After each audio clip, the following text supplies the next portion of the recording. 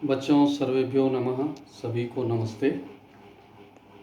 आइए आज के वीडियो में हम बचे हुए क्रियाकारक कुतूहलम तृतीय पाठः के पिछले वीडियो में हमने 7 श्लोक को लिया था, जिसमें कारक की रचना विभक्ति को बताया गया था।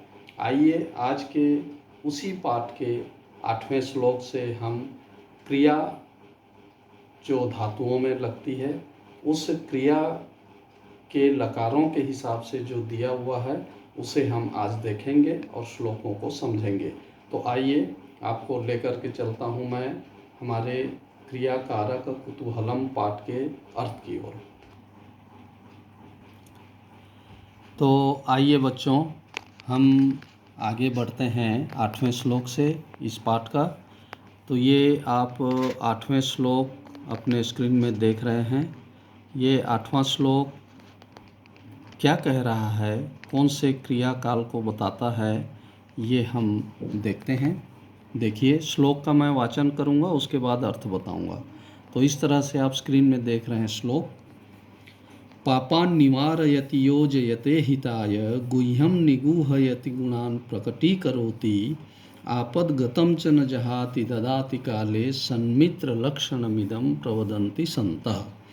तो इस 8वें श्लोक में देखिए यहाँ पर योजयते, निवारयति, निगूहयति, प्रकटीकरोति, ददाति, जहाति, प्रवदन्ति, ये सारे जो हैं लट लकार के प्रयोग हैं इस श्लोक में आए हैं। तो ये सभी लट लकार के प्रयोग के हैं। तो आइए हम अर्थ की ओर बढ़ते हैं श्लोक के।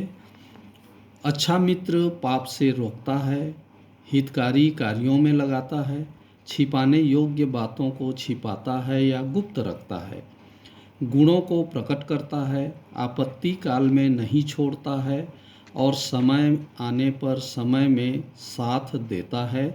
सज्जन लोगों द्वारा यही सच्चे मित्र के लक्षण कहे गए हैं। तो आइए 9वें श्लोक में हम देखते हैं 9वां श्लोक क्या कहता है। हालांकि 9वां और 10वां ये दोनों श्लोक 9वें श्लोक के अंतर्गत में ही हैं, लेकिन चूंकि पुस्तक में दिया हुआ है तो हम 9 और 10 का एक साथ ही अर्थ हम आपको बताएंगे। तो इस तरह देखिए श्लोक। निंदन्तु नीति निपुणः यदि वास्तुवन्तु लक्ष्मी समाविशतु गच्छतु वा यथेष्टम् अद्यैव वा मरणमस्तु युगान्तरे वा न्यायात् पथः प्रविचलन्ति पदम न धीरः।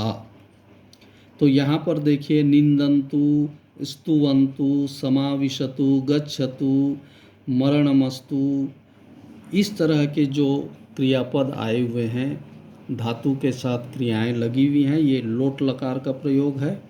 तो आइए बढ़ते हैं हम इस श्लोक के अर्थ की ओर। नीतिज्ञ निंदा करें अथवा प्रशंसा करें या स्तुति करें, धन ठहरे अथवा भली प्रकार से चली जाए, आज ही मृत्यु हो अथवा युगों के बाद में हो, जो धैर्यवान व्यक्ति होते हैं वो न्याय के मार्ग से एक कदम भी पीछे नहीं हटते। तो इस तरह से ये 9वां और 10वां श्लोक में बताया गया। अब 11वें श्लोक में देखिए लंग लकार का प्रयोग किया जा रहा है इसमें। तो यहाँ पर बताया अपठत यो खिला विद्या कला सर्वाः अशिक्षत अजानात सकलम वैद्यम सवै योग्यतमो नरः। इसमें बताया गया जैसे अपठत आया है, अशिक्षत आया है, अजानात आया है, ये लंग लकार भूतकाल को दर्शाता है। और इस तरह से आइए हम इसके अर्थ को देखते हैं। जिसने सभी विद्याओं को पढ़ा है, संपूर्ण कलाओं में शिक्षित हुआ है, निश्चित रूप से जानने योग्य बातों को जानने वाला है, ऐसा वह श्रेष्ठतम मनुष्य होता है। तो इस तरह से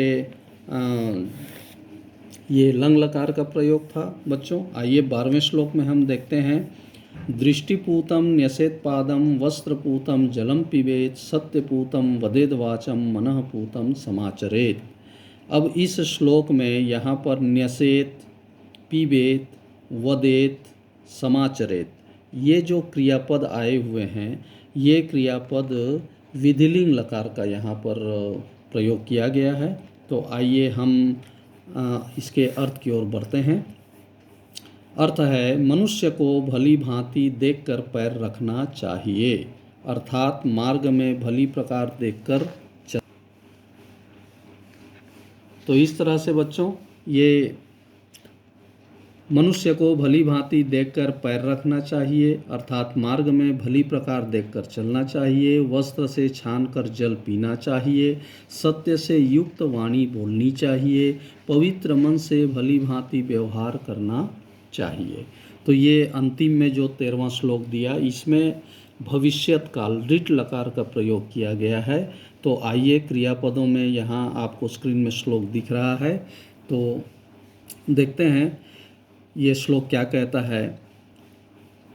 रात्रिर्गमिष्यति भविष्यति सुप्रभातं, भास्वानुदेश्यति हसिष्यति पंकजश्री, इत्थं विचिन्तयति कोशगते द्विरेफे, हा हंत हंत नलनिम गज उज्जहार। अब यहाँ पर देखिए, रात्रिर्गमिष्यति, भविष्यति, उदेश्यति, हसिष्यति, ये जो क्रियापद आए हुए हैं, ये लिट लकार के प्रयोग हैं, भविष्य काल का प्रयोग किया गया है। तो इसके अर्थ को देखते हैं। इसमें बहुत अच्छी एक शिक्षा भी दी हुई है। तो यहाँ हम सिर्फ श्लोक के अर्थ के माध्यम से हम जानते हैं। देखिए, रात्रि व्यतीत हो जाएगी, सुप्रभात होगा, सूर्य उदित होंगे, कमल प्रसन्न होंगे अर्थात खिलेंगे, कमल दलों के मध्य में स्थित भ्रमर इस प्रकार से सोच रहा है, और हाय बड़े दुख की बात है कि इस प्रकार उस कमलिनी को हाथी ने उखाड़ दिया। तो इस तरह से बच्चों, इस पाठ में हमने बचे हुए क्रिया कारक को हमने पढ़ा, अर्थ को समझा। मैं आशा करता हूँ आपको भी ये अर्थ समझ में आया होगा। धन्यवाद।